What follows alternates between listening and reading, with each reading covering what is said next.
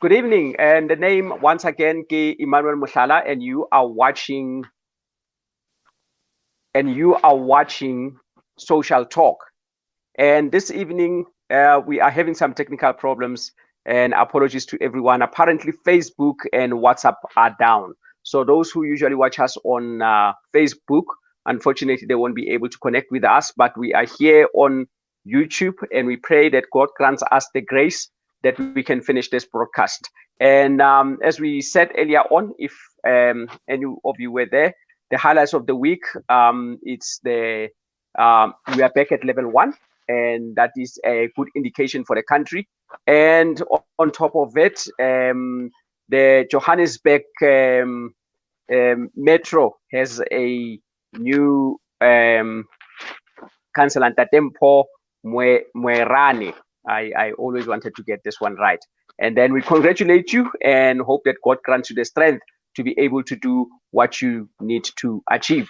And today we are going to talk elections and all things election. I have a special guest today, somebody who is more experienced and has the know-how as far as these issues like election they are concerned. And I would like to welcome K.J Maphunye, the professor from UNISA, who is a professor of African politics for University UNISA. Professor, how are you this evening? I'm well, thanks. How are you, Pastor? Thank you very much for inviting me, K.J Maphunye, and good evening. Greetings to your viewers, your listeners out there. Thank you for inviting me. Thank you very much, Professor. Prof, there's more that you have done in your life, and especially on the subject, the elections, and not only inside the country. You've done this even across Africa. And I just wanted to probably fetch us the background of the work that you have done within the country and obviously outside the borders. Thank you so much.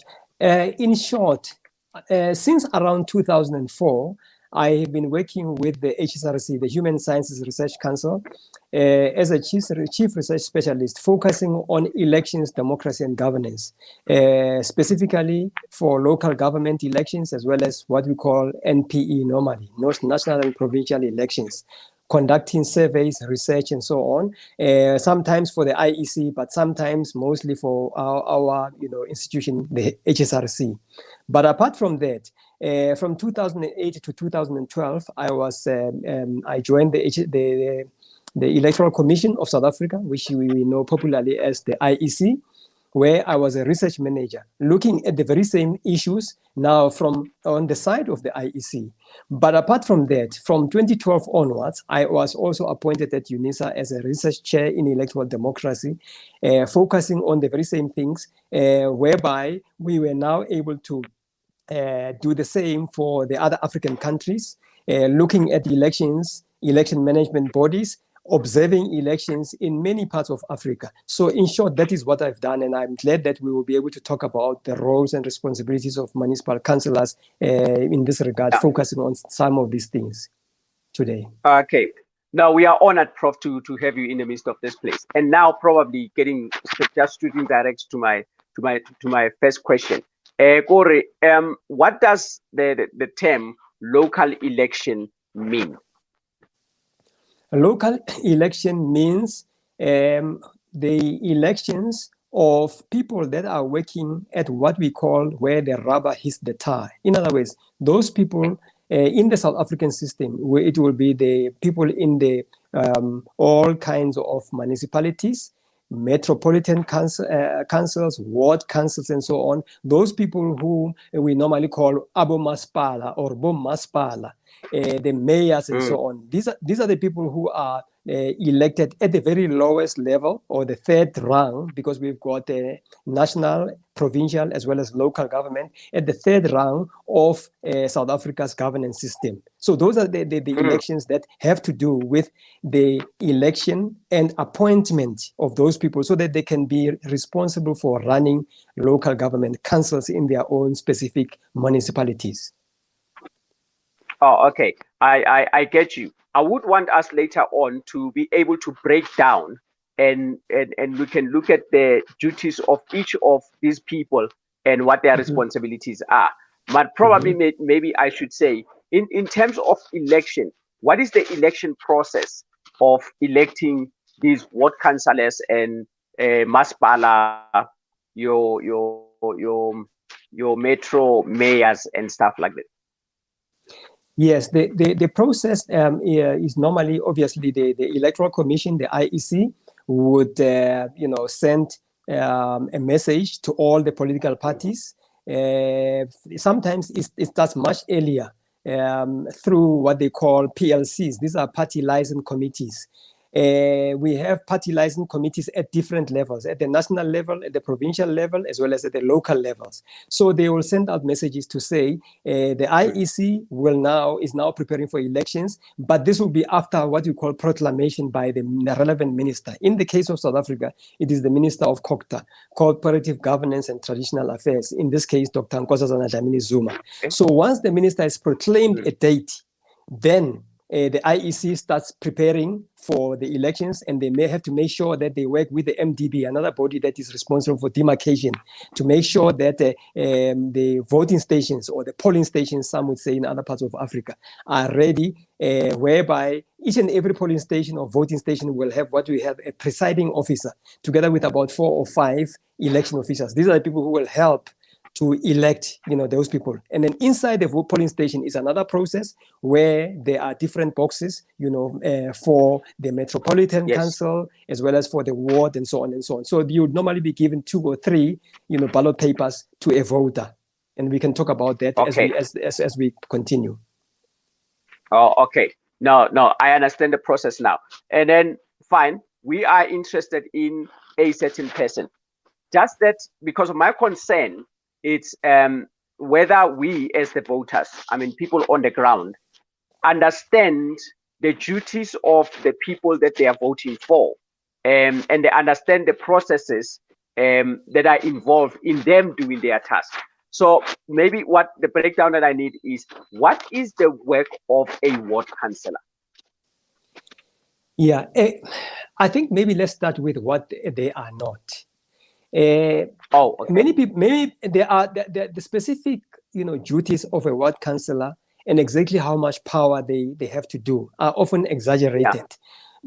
Understandably so. Yeah, partly because political parties would like to punch too high above their weight. And then even when you have, when there are no, remember we have a hybrid electoral system in South Africa, which allows at the local government level, unlike at the other 2 levels, national and provincial. At the local, you also have independent. Of course, recently, independents were also allowed in the NPE. But let's just for now say that over the years, we have had independence. So in this case, their duties will be exaggerated. They are not responsible for the delivery of basic services like water supply, electricity, or fixing potholes. However, they play a very, very critical role in connecting the relevant people who are able to do these duties. You see? Because otherwise, we go out there and then they promise us to say, no. As soon as you elect us, there's going to, you will have electricity. Forgetting that there's ESCOM. Forgetting that, there are electrical engineers. Forgetting that there are water engineers. So what they do, all local government councillors at the beginning, I must emphasize, should have extensive knowledge of local government systems and the municipal environment, so that they are then equipped to advise residents on how to solve issues that they cannot solve personally, or at least give them contact details on how, or to resolve those issues. Okay, all right. Now I hear you. So if the local ward councillor is a contact from the people to the powers above him, the local ward councillor, then who does he report to? Who does he link the community that he's serving with? Let me put it this way. They represent the local people in the area, in the ward, in the section, in the township, in their municipality, right?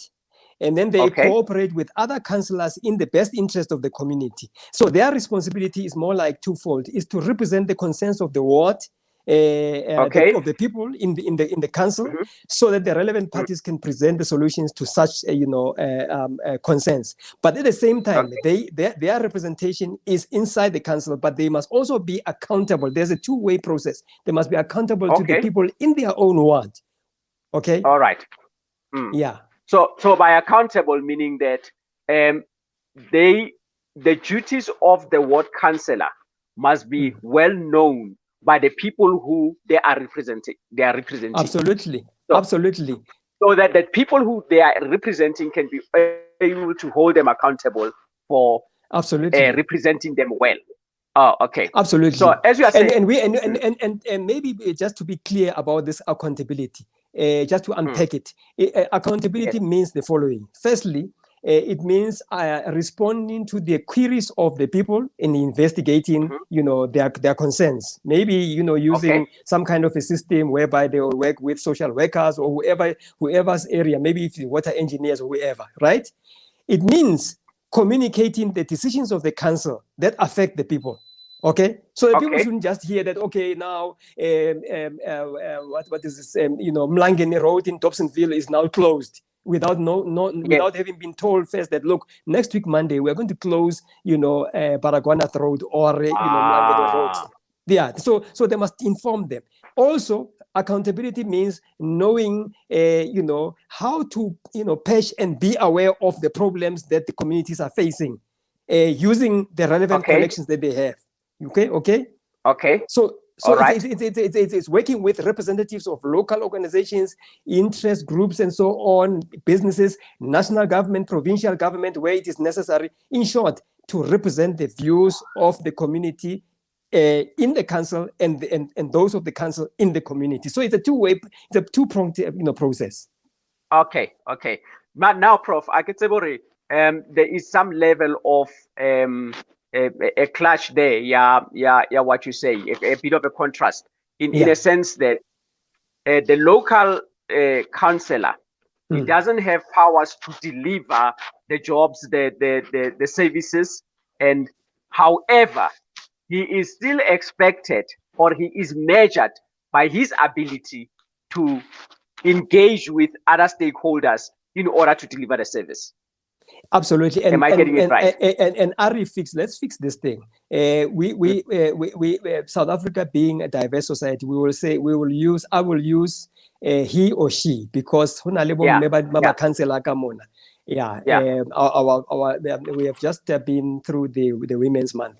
So he or she does not have these exaggerated powers that I talked about, but he or she has got connectivity with the relevant stakeholders to be able to point the community in the relevant direction where the community needs this. Remember, we normally say that we have a joined up government. So local government is not a standalone government.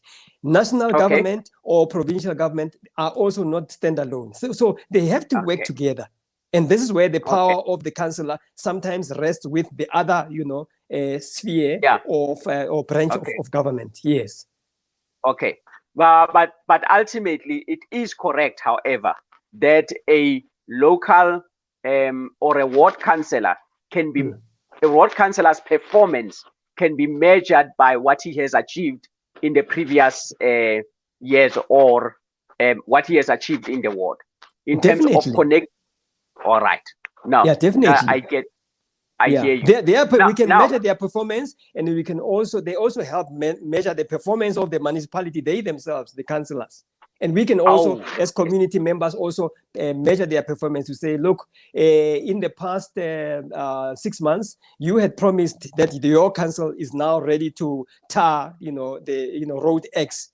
But and you said that it was in the local plan. But so far that plan has not come to fruition. So therefore, we believe that you have not performed in the past 6 months according to your plan. So we can hold them to accountable and bring them and to come in account. Okay, as to why something has not happened. Yes. Oh, okay. No, I hear you. Now, the ward councillor is in the ward. He works with other councillors in different wards in order for the benefit of the community. But they all have to they don't have their own funding, do they? They don't have their own funding. They obviously depend on the funds from the municipality. Yes. Individual personal funding, they don't have. In fact, they are not even supposed to use their own individual funding, because then this might cause some, a conflict of interest. Remember, there's legislation out there. The one that comes quickly to mind is the MFMA, the Municipal Finance Management Act, which has got so many rules and regulations about how municipal money is supposed to be used and how they are supposed to account for that. So clearly they have to rely on those funds of the council and of COCTA as well as the municipality. Yes. Okay. So are you saying that Pastor Mohlala cannot just be an independent candidate? He gets on there and he has a couple of millions that he has somewhere, and then he can use his millions to push the ideas that he has sold to the community. To say and he hires a company, the pothole, because of the municipal is taking too long. Let's put it this way, Dade Mohlala. Even Dade Mohlala is an independent, a very generous, one should say, independent ward councillor, and has got all this money that he's able to dispense with. Then, clearly, obviously, he will obviously inform the council to say, look, I can see that the municipality does not have enough in its coffers, so therefore I'm going to rely on my own savings, or I'm going to rely on my own lotto wins, or wherever he would have got that money from. And then I am now going to help my community to build the road or to close that road. He or she can do that. Well, it's Dade Mohlala in this case. It's not he or she, it's he. And Dade Mohlala is at liberty to do so. However, under normal circumstances, you and I, why do we pay taxes? Why do we pay, for the rates and taxes? Where those who at least who are paying? Because I know this issue is a controversial issue. There are some people say, we are not paying. Yes, but for those who are paying, we believe that our money must be used, for the services to which they were, to be committed. So therefore, the municipality must have a budget. The municipality must draw up a budget and be able to come in a transparent manner, tell the committee that, look, we had 15 million that we were given by the, city of Tshwane as the municipality of, I don't know, Randfontein or whatever, or Mohale City. So therefore, of the 15 million, 3 million was to be for the roads, and we have actually used this money, effectively. And this is how this is the breakdown, So therefore, in short, and Dade Mohlala, if he is generous enough, he's able to use his money on top of that, of course, as long as the whole process is being done transparently, with the people knowing that, look, here he is using his money, not council money. All right. No, I hear you. Now, I guess we have exhausted probably the question on the ward councillor, because I also want to skip to the next person, who is the mayor. Okay. What are the duties of the mayor? The mayor is more like what you can call the executive authority at the local government level. The mayor is the political accounting officer. The mayor is the one who now has to account to bodies such as, COCTA, Cooperative Governance and Traditional Affairs. The one who also has to, appoint to account to the structures of a specific, metropolitan council, because obviously we have these metros, and in some instances you also have, different levels whereby the mayor accounts on behalf of the municipality, and the mayor also must be responsible for leading, councils. Making sure that they chair, councils whenever they are in session, and helping the council to understand, the parameters under which they are supposed to operate as local government councillors in terms of the relevant, constitutional provisions.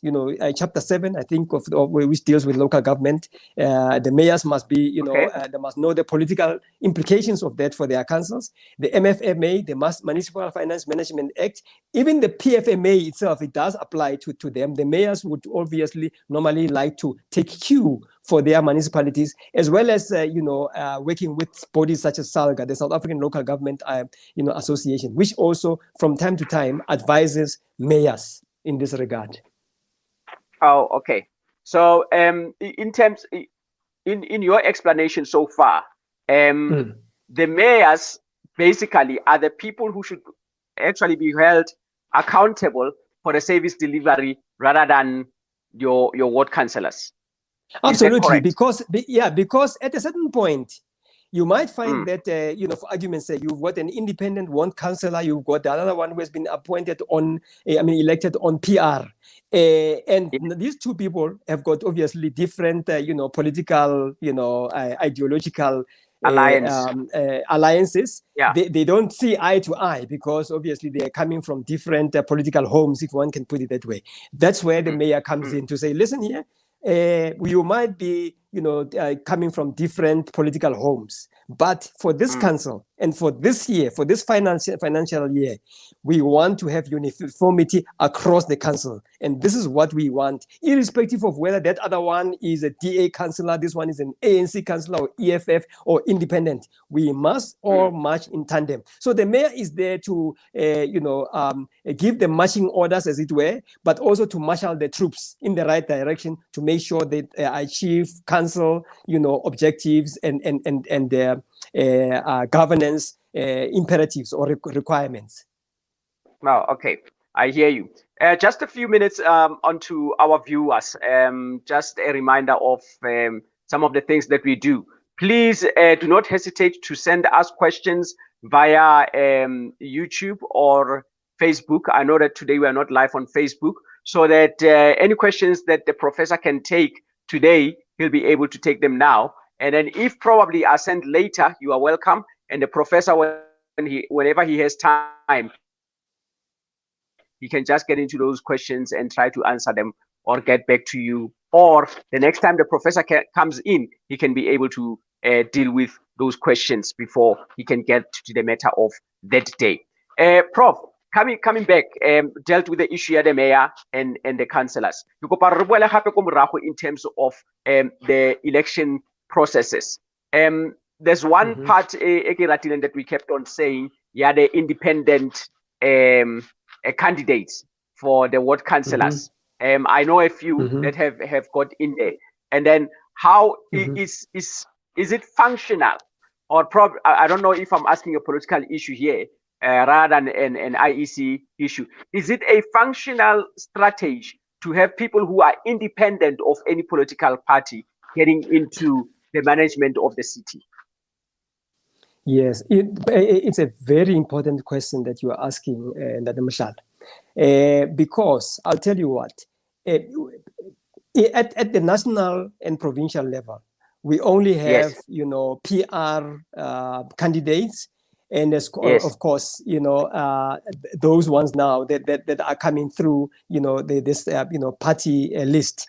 We never had Yes. independence, but at local government level, you have this system that is called hybrid. It becomes hybrid because you have PR, you have ward councillor, and you have independent. The reason why independent comes in there is because in the South African situation, it is currently a very, very big, since 2003, we have had a commission called the Van Zyls-Labert Commission, which was appointed by the majority parties. At that time, it was the African National Congress as well as the Democratic Alliance, who felt that they themselves as parliamentarians did not want to entertain criticisms. That was just around, after the 1999 elections, when many parties were saying, but for as long as we have this proportional representation system, the so-called majority parties, the DA, the ANC, and at that time it was Inkatha Freedom Party, IFP, will forever be having a majority. In other words, you are always going to have a top 3 or top 4 parties, and the rest of them will be smaller Nyana parties, to use that derogatory thing. I don't like smaller Nyana, but many were saying that because they get like 0.0% every election. They don't get any seats.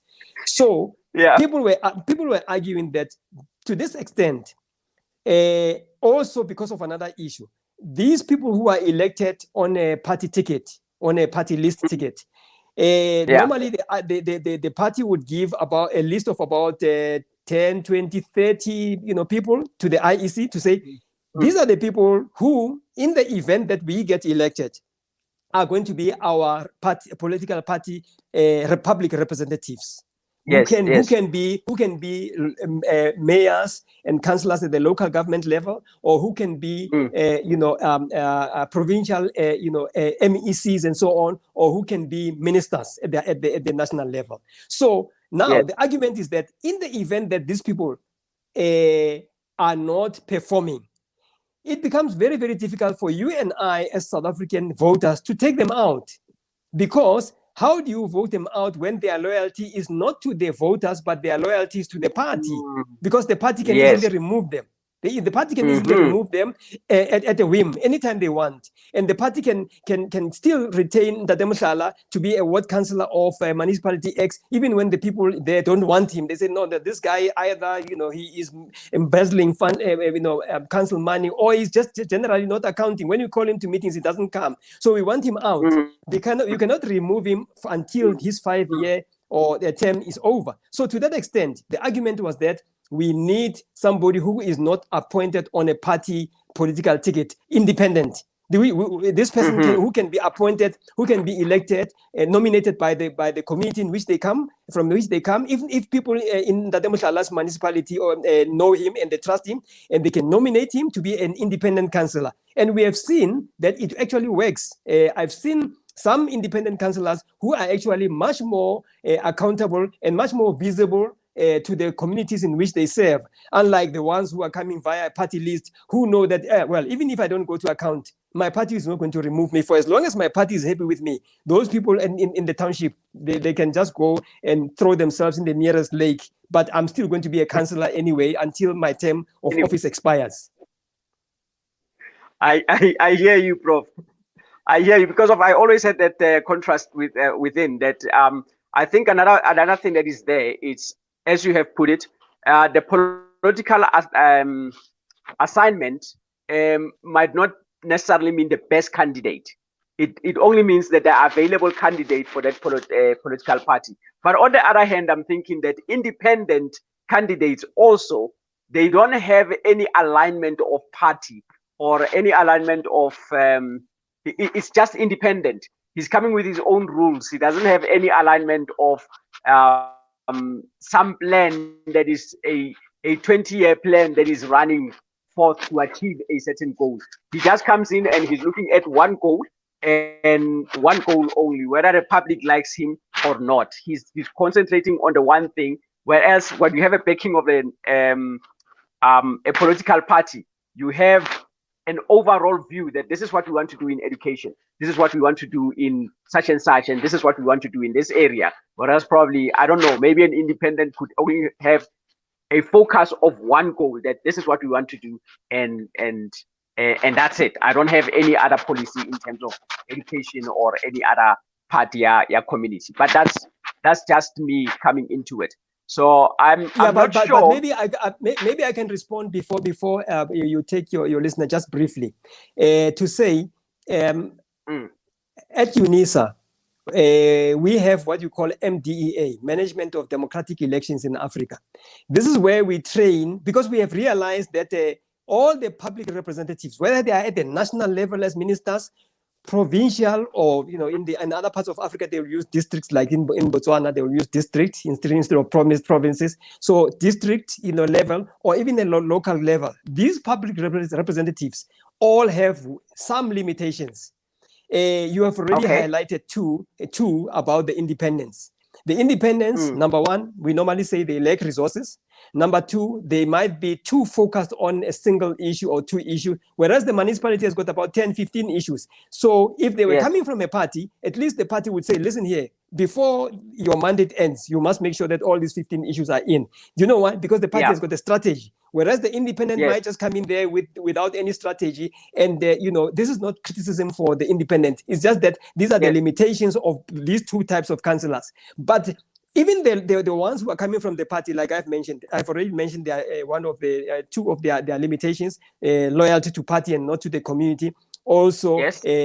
failure to account as and when they are needed, by the community. Disappearance, to disappear only to resurface when elections are around the corner. Like right now, one newspaper was saying that this is the silly season whereby politicians are now out kissing babies and being generally nice to everyone. So in this case, that is one of the limitations. So through the MDEA, the Management of Democratic Elections in Africa, we were training the observers, but also looking to train people like local government councillors, ministers, impending or prospective ministers, or all kinds of public representatives, to make them aware that, listen here, once you are appointed, you are a public representative. You are not a boss of the road or boss of the community. In fact, it is the other way around. The community is your boss.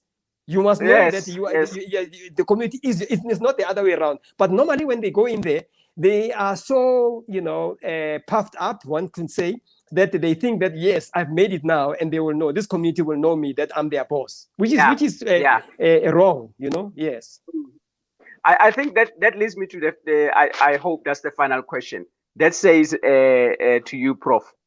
Now that Pastor Mohlala, for instance, has been elected, and Pastor Mohlala is there representing a political party, or maybe independent, and then he's not performing.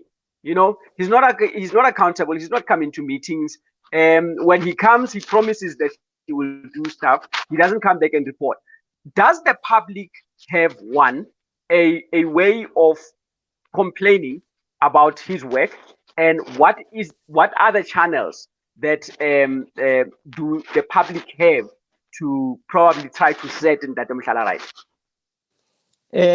You mentioned party, not independent. In this case, the community has got recourse to other local government councillors in the neighboring wards who are coming from the same political party. This is where now the link comes in. The community is not only the councillor who is linked to these other, local government councillors in the adjacent or neighboring wards, but the communities also must have those links in case you have an implosion or a weakness of this link, that we are talking about, whereby the councillor does not, account or doesn't, or is disappearing, to put it mildly. So in this case, that is one strategy that they have to do. The other one, I know that with other parties, people normally go to, they send them a motion, even a petition, to their local party, office, which would normally sometimes be in the neighborhood, where they say, look, we have been trying to get Pastor Mohlala for the past 6 months. He is doing the ducking and diving. He's doing the disappearing act. We can't reach him. He switches off his cell phone. We are not even able to. We have been to his house. He's looking up, and then he's got Rottweilers and the Alsatians, terrible dogs. We are scared of entering into his place, and he locks the gate. So now, what must we do now? And then the party will give, direction in this regard. The other thing, they normally have, local party whips. Some other parties which are organized, they've got party whips. They would, the community would go and, appeal to the party whip to say, listen here, Mr. So-and-so or Mrs. So-and-so, you are the party whip of this, the one, who gives all the councillors of your party, the marching orders. Please, can you help us to trace Pastor Mohlala? Because he is clearly, doing conduct unbecoming. He's disappearing, and we need your assistance. So that is what they normally do. Under normal circumstances, that should work. In the event that it doesn't work, obviously, South Africa is a free society. We've got freedom of expression. The toy strategy normally also works, whereby now the community goes out. But in my view, that's when now the horse has bolted out of the stable. As soon as we start having people going to the street, because unfortunately our demonstrations, Pastor Mohlala, are normally spiced with violence. Remember Vuane is just about to explode right now in Venda. You will see it exploding. Yes. Yeah, in Western area, somewhere in Western area, you'll see something again like that in Potchefstroom or in Klerksdorp. We don't want that kind of thing, but this is the last resort. It's a weapon of last resort that South Africans have, because it is it is their democratic right to vent their anger, of course, peacefully, without destroying any property, without burning any houses or municipal buildings or anything. Oh, okay. That's actually the reason why I was asking that particular question, to say, are there any legal ways that can be used? And in my mind, I was having toi in the mind to say, can we find ways besides toing and banning streets and of saying we are venting? Maybe there's some kind of a legal channel where community representative can go to the government itself and say, listen, or to the mayor's office to say, Mayor, this is what we are having. The person that is responsible for communicating with you on our behalf is not acting up. But I understand in the sense here political that you've just explained. Now, if I'm an independent candidate, how should people? There's no chief whip that can come to me and say, "Hey, Munna, you are not doing things right. Why aren't you go to the people?" Because the first question is, "Who are you?" I'm independent. You know, I don't have any boss above me. I'm the the god myself. So Absolutely. are there some legal procedures to be used to get people into order in that case, in that instance? Yes, I'm sure there will be, and I haven't checked this one. In the Municipal Structures Act and the Systems Act, but some of these, do's and don'ts, the behaviors. Prof, are you there? Yes, can you hear me? Pastor Mohlala, can you hear me? Are you able to hear me? I can hear you, but and I can see you, but I don't know whether you can hear me. Please, if I will raise Prof, my hand to I'm say, here. Are you there? I'm here. There's Can you hear me? a problem with network. I can sense it, but I'm here. Oh. I can hear you very well. Okay. If you can hear me very, very well, let me proceed. I was saying that in the Municipal Systems Act, the Municipal Structures Act, or the rules and regulations of councils, I'm sure there are, specific ways through which independent councillors can account, but to the communities. But in the event that they don't account, you also have, recourse to the mayor's office. Also, we know that there are MMCs, these members of the mayoral council. Some might be responsible for, general services, rural development, urban development. So in that case, we normally also expect them to, do their rounds in their respective municipalities so that they can check and be able to address community concerns where these arise. Are you still able to hear me, Pastor Mohlala?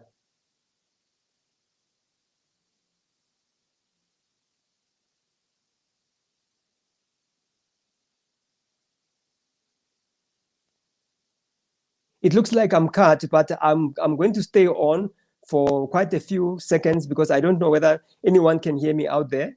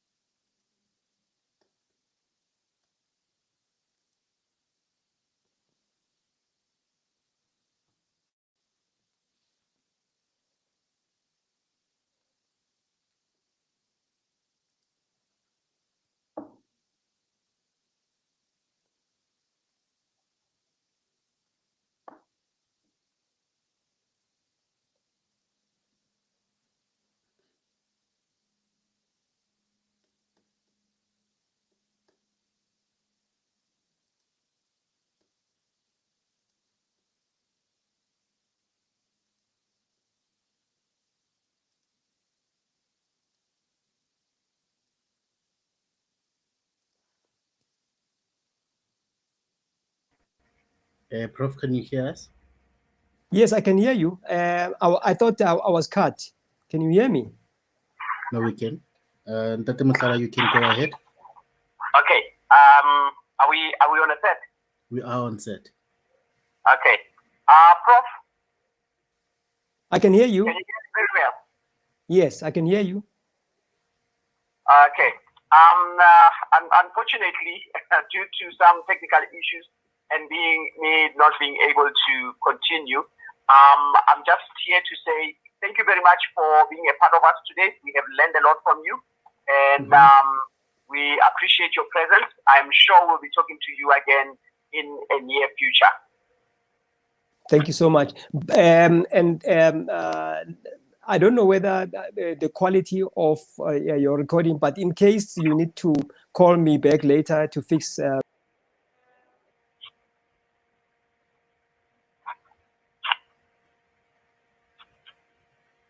Okay, we've also now just lost the professor. Okay. Yeah. What do we do? Can you put text on there and then we just close it? Okay. All right. Thank you very much, Tox. Thanks. I'll catch you on the other side.